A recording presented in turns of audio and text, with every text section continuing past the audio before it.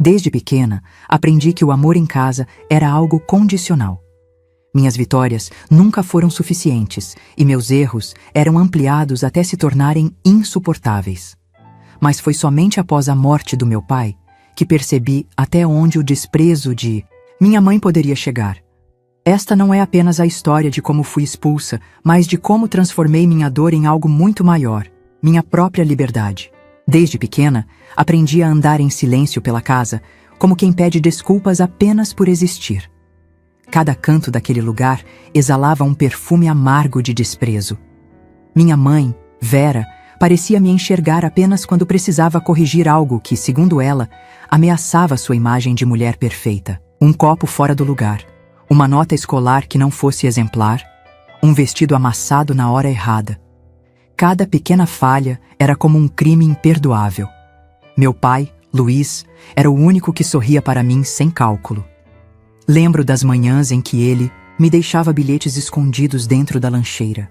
Pequenas palavras de amor que eu lia em segredo, guardando-as como se fossem tesouros. Era dele que eu recebia abraços silenciosos, aqueles que me faziam esquecer por instantes a frieza que me envolvia. Quando ele adoeceu, a casa ficou mais fria. Minha mãe circulava como uma sombra apressada, irritada por ter que cuidar de alguém que já não servia mais aos seus caprichos. E eu, ainda menina, sentia como se o mundo estivesse desabando em câmera lenta, cada segundo arrastando um pedaço da minha infância para longe. No dia em que ele morreu, minha mãe não derramou uma lágrima diante dos vizinhos. Apertou os lábios pintados demais, aceitou os pêsames com uma expressão quase entediada, e naquela mesma noite retirou todos os porta-retratos dele da sala. Eu assistia em silêncio, abraçada ao travesseiro que ainda tinha o cheiro dele. Foi ali, no escuro do meu quarto, que compreendi pela primeira vez que sem meu pai, eu não passava de um peso morto para ela. Durante o velório, enquanto as coroas de flores murchavam e as conversas baixas enchiam a casa, minha mãe já discutia, com advogados, preocupada com documentos, bens e valores. Nenhum olhar dirigido a mim, nenhuma mão estendida. Eu era invisível no momento mais doloroso da minha vida. Nos dias que se seguiram, eu tentava me agarrar a alguma rotina que me desse a ilusão de que ainda havia um lar para mim. Preparava o café, arrumava a casa, estudava em silêncio. Mas cada gesto parecia irritá-la ainda mais. As refeições eram silenciosas, pesadas como pedras amarradas ao peito. Havia momentos em que eu a flagrava me observando com uma expressão de profundo desgosto, como se perguntasse o que ainda fazia aquela intrusa vivendo sob o mesmo teto. Eu sabia, no fundo, que minha presença se tornava cada vez mais intolerável para ela. O amor que nunca existira agora se transformava em puro incômodo. Ainda assim, me agarrava à esperança tola de que talvez, um dia, ela olhasse para mim e sentisse algo parecido com o que eu sentia por ela. A necessidade desesperada de ser amada. Mas eu estava enganada.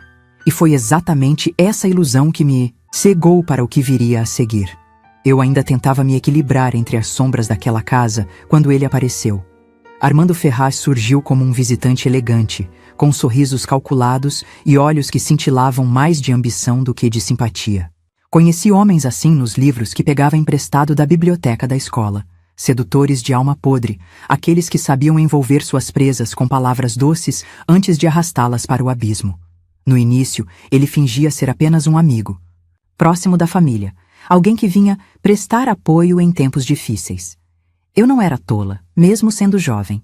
Eu via o modo como ele tocava de leve a mão da minha mãe, como sorria para ela nos corredores, como falava no ouvido dela, deixando promessas no ar. A presença dele não demorou a se tornar constante.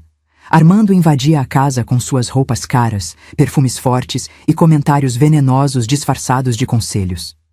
A princípio, minha mãe ainda tentava manter uma fachada de respeito, como se quisesse me convencer de que nada havia mudado. Mas a transformação foi rápida demais para ser ignorada. As refeições que já eram silenciosas se tornaram inexistentes.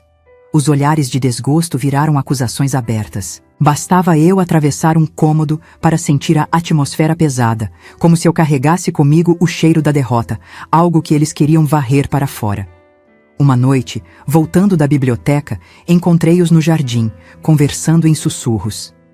Meus passos leves e o som abafado da grama me permitiram ouvir.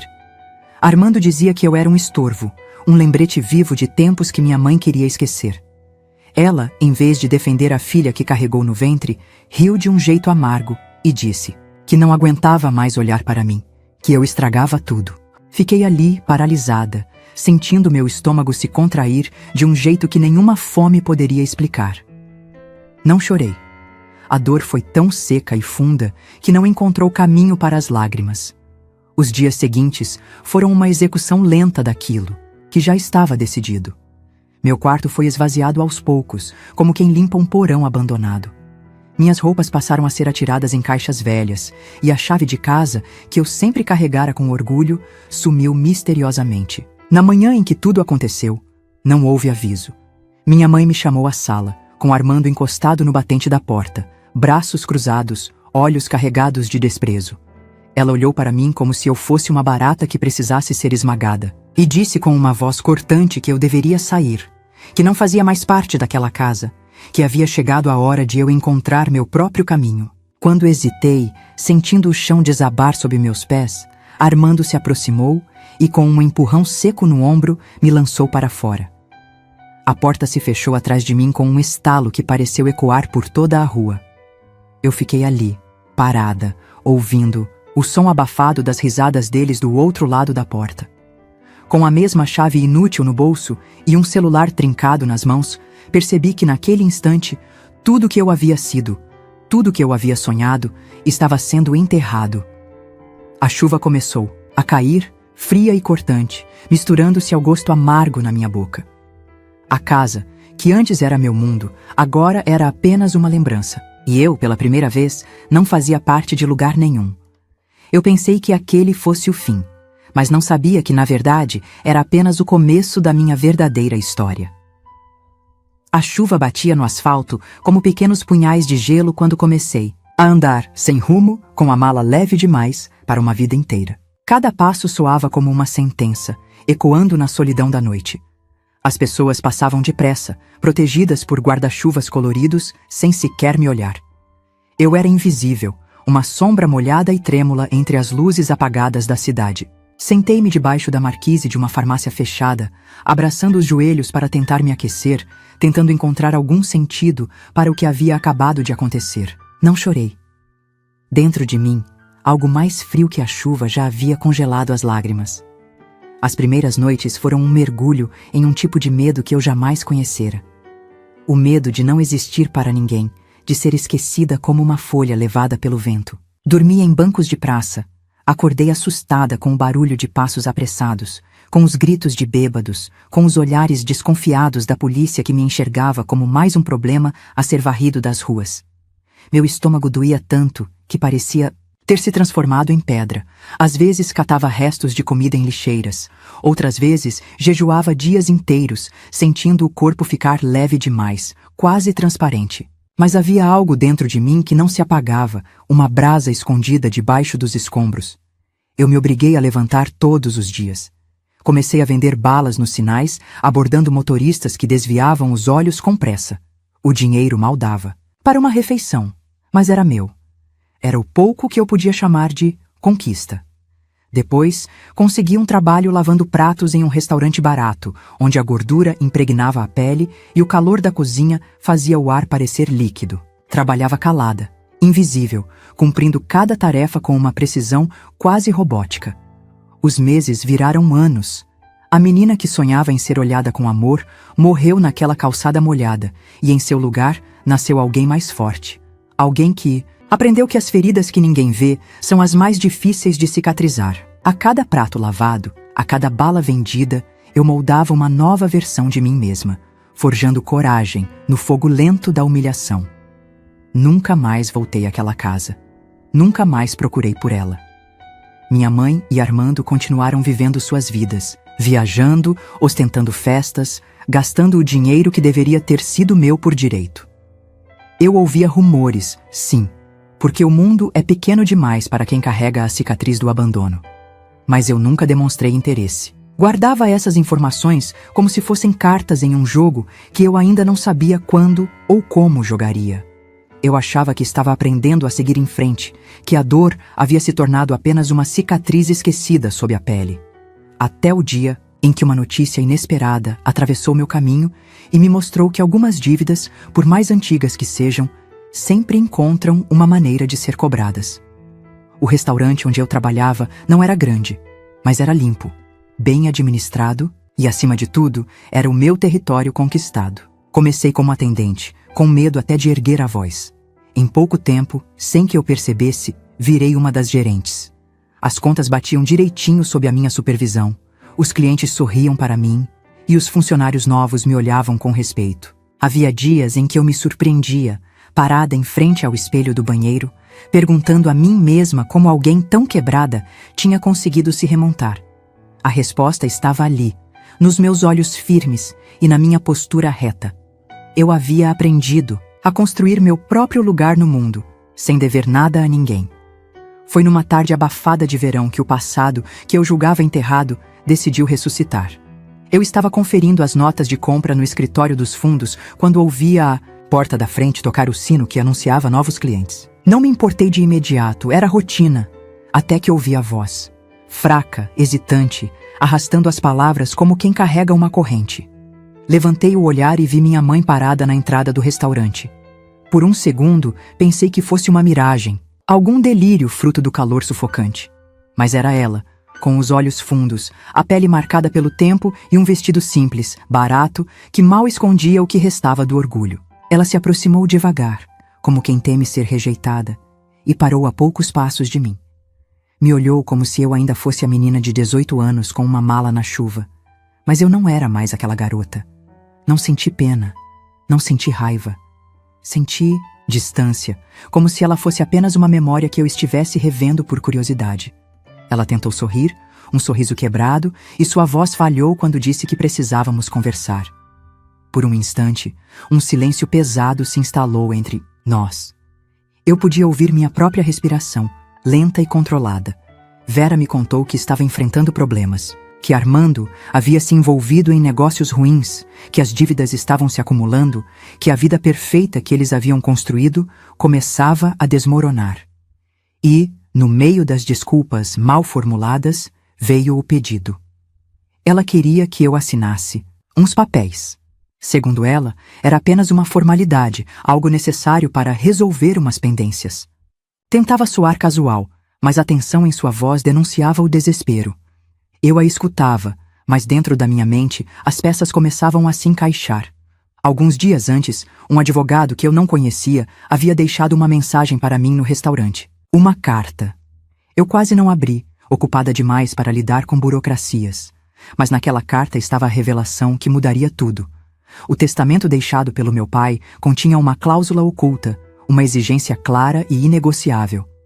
Para que minha mãe pudesse ficar com os bens, minha assinatura de concordância seria obrigatória até meu 25º aniversário. Sem ela, toda a herança seria travada, revertida, arrastando-os para a ruína. Enquanto minha mãe despejava desculpas e apelos diante de mim, eu a olhava com uma serenidade que a desconcertava. Por dentro, sentia o gosto amargo da justiça, iminente. Pela primeira vez, eu tinha o poder nas mãos. Não era só o direito financeiro. Era a oportunidade de devolver, com toda a precisão que a vida permite, cada lágrima, cada noite gelada, cada silêncio sufocante. Eu sorri. Não o sorriso amargo que carreguei por anos, mas um novo, moldado pela paciência de quem sabe que a hora certa finalmente chegou. Convidei minha mãe para sentar e conversar melhor. Mas no fundo, eu já sabia. Essa história não terminaria como ela esperava. Vera sentou-se à minha frente, remexendo a bolsa surrada no colo, como se procurasse coragem no fundo do couro rasgado. Seus olhos, outrora afiados como facas, agora brilhavam com uma ansiedade desconfortável, quase infantil. Eu a observei em silêncio, permitindo que o peso do momento caísse sobre ela. Era impressionante ver como o tempo podia esculpir o desespero, em rostos que um dia foram altivos. Armando, como sempre, não demorou a aparecer. Veio mais tarde, naquela mesma tarde, entrando pela porta do restaurante, com um andar disfarçadamente confiante de quem tenta esconder o medo. Cumprimentou-me com um sorriso forçado, como se todos aqueles anos de desprezo e abandono pudessem ser esquecidos em uma saudação casual. Sentados diante de mim, eles pareciam dois náufragos agarrados a destroços, esperando que eu lhes lançasse uma corda. E eu, fria e calculista, segurei a corda na mão, sem pressa de decidir se a jogaria ou não. Eles falaram de dívidas, de processos, de credores ameaçando penhorar tudo.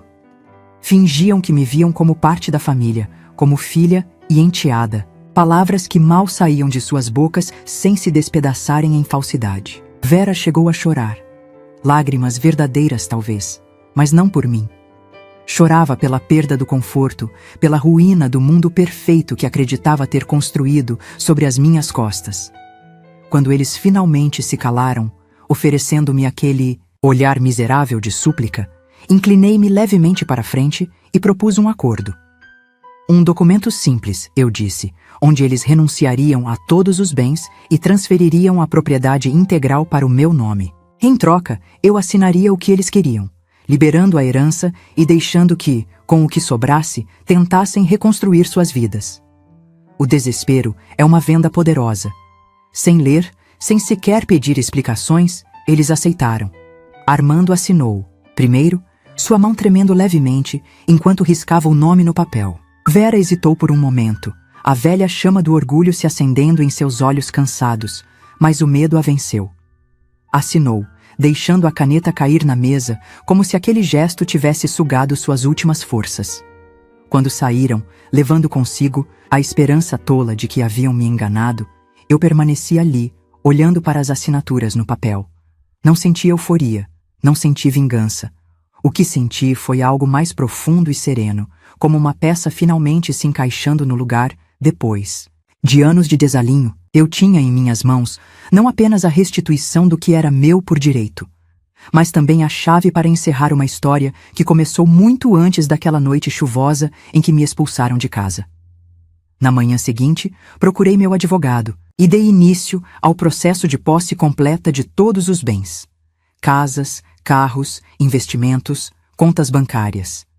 Cada pedaço daquela vida falsa que construíram seria meu, não por herança, mas por conquista. Enquanto Vera e Armando ainda acreditavam ter manipulado a filha que haviam descartado, eu moldava, com mãos firmes e precisas, a ruína que eles mesmos haviam arquitetado.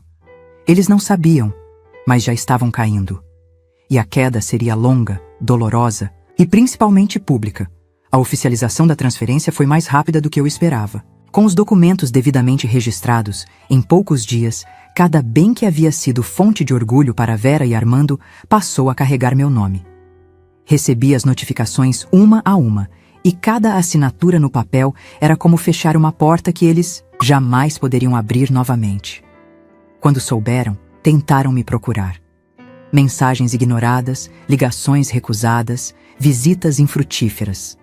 O poder que antes usavam para me reduzir agora se virava contra eles, e desta vez era legal, inquestionável, definitivo. Vera apareceu no restaurante uma última vez. Não trazia mais as roupas caras, nem a maquiagem impecável. Usava uma blusa desbotada, calças folgadas demais para seu corpo magro e uma expressão devastada. Eu a vi pelo vidro da janela, parada, tentando criar coragem para entrar. Esperei, observando de longe. Quando finalmente decidiu atravessar a porta, já era tarde demais. Um dos meus seguranças, discretamente posicionado, interceptou-a antes que pudesse dar 2 passos. Ela tentou argumentar, implorar, mas foi escoltada para fora com a mesma frieza que um dia usara comigo. Armando seguiu um destino ainda mais cruel. Com pouco dinheiro roubado de Vera, tentou recomeçar longe dali, abrindo negócios que mal chegaram a existir de verdade. Mas o mundo é menor do que se imagina para quem carrega dívidas com o passado. Um velho sócio do meu pai, conhecedor dos podres de Armando, tratou de tornar sua vida impossível. Processos, investigações, execuções fiscais. Em questão de meses, Armando perdeu tudo o que tentara construir. Nenhum banco o aceitava. Nenhuma empresa queria associar seu nome ao dele. Diamante oportunista, restou apenas um fugitivo, mendigando favores de desconhecidos, tropeçando entre cidades pequenas para escapar das próprias escolhas. Não precisei tocar em nada. Não precisei levantar a voz. A queda deles foi construída com as próprias mãos. E eu, pela primeira vez, Me permiti respirar sem sentir o peso da vergonha que carreguei por tanto tempo. Meu restaurante prosperava, e com o dinheiro que antes me foi negado, comecei a expandir. Um novo ponto, um novo nome, uma nova história. Cada conquista era um lembrete silencioso de que a dor, se bem usada, pode ser a semente da grandeza.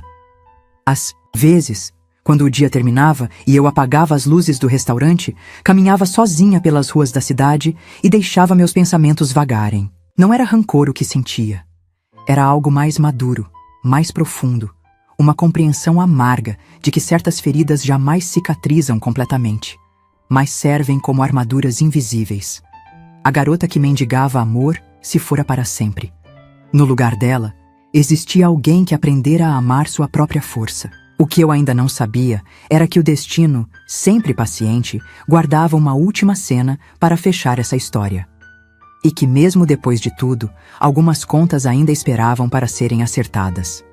O tempo passou com a mesma lentidão implacável com que os dias de sofrimento um dia avançaram sobre mim. Mas desta vez, cada amanhecer trazia conquistas e não feridas. O restaurante que um dia fora meu porto seguro transformou-se em uma rede respeitada. E o meu nome, que antes não passava de um sussurro apagado na memória de uma família falida, agora circulava em revistas e eventos de negócios como símbolo de perseverança. Eu não queria fama, eu queria dignidade. E finalmente ela era minha. Minha mãe, Vera, nunca mais tentou me procurar depois de ter sido barrada na porta do restaurante.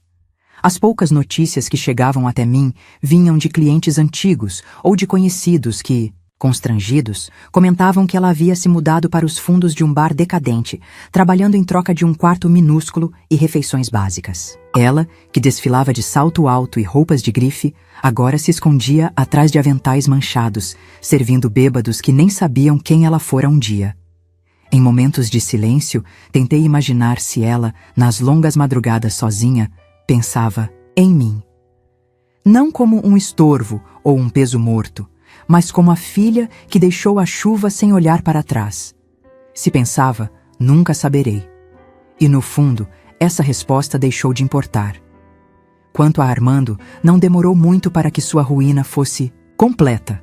Perdeu o pouco dinheiro que tinha em esquemas fracassados e, sem amigos, sem crédito e sem reputação, acabou nas ruas. Diziam que perambulava entre cidades pequenas, vendendo relógios falsificados em rodoviárias, vivendo de esmolas e fugindo de dívidas que o consumiam como uma doença. Vi uma foto dele uma vez, enviada por um antigo conhecido. Era difícil reconhecê-lo.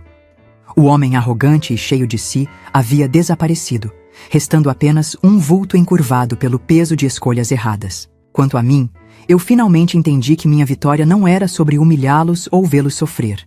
Minha vitória era caminhar livre, sem as correntes invisíveis que eles tentaram colocar em mim. Era abrir as portas de novos empreendimentos, contratar jovens que, como eu um dia fui, só precisavam de uma oportunidade para mostrar do que eram feitos.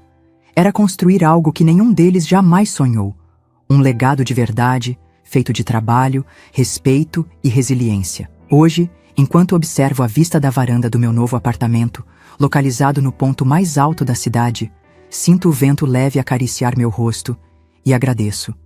Não pelos anos difíceis, não pela dor, mas pela mulher que me tornei apesar de tudo. A menina abandonada na chuva não existe mais. Em seu lugar está alguém que aprendeu que a verdadeira justiça não é vingança nem ódio. A verdadeira justiça é sobreviver, crescer e florescer exatamente onde quiseram que você morresse. O passado pertence às cinzas que deixei para trás, e o futuro, finalmente, é meu para escrever. E se você chegou até aqui, quero te agradecer de coração por ter me acompanhado nessa história tão intensa. Agora me conta, de onde você está ouvindo essa história? Tá em casa, trabalhando, descansando, ou talvez fazendo alguma outra coisa enquanto mergulhava nesse relato? Eu adoro imaginar onde cada um de vocês está enquanto vive essas emoções comigo. Aproveitando, me diz, você já ouviu alguma história parecida com a minha? Conhece alguém que também passou por algo surpreendente, algo que parecia impossível de superar? Se sim, compartilha nos comentários. Eu vou adorar ler. Quem sabe a sua história também inspire alguém que precisa de força para recomeçar. Muito obrigada por ouvir até o fim. Espero te encontrar na próxima história, porque ainda temos muito para viver e muitas verdades para revelar juntos.